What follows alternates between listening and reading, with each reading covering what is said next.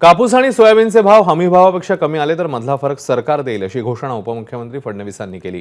तर 18 महिन्यांनी महाराष्ट्रात दिवसा 12 तास वीज शेतकऱ्यांना वापरायला मिळणार असून पुढचे 5 वर्ष शेतकऱ्यांना वीज बिल येणार नसल्याचं फडणवीसांनी यावेळी म्हटलेलं आहे।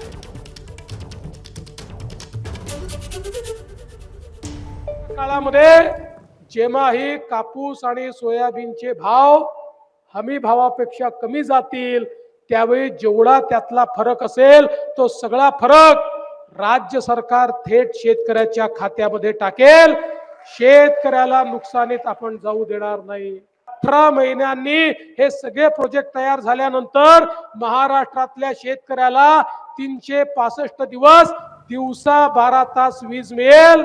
पुढचे 5 वर्ष शेतकऱ्यांना विजेचं बिल येणार नाही। एबीपी माझा, उघडा डोळे बघा नीट।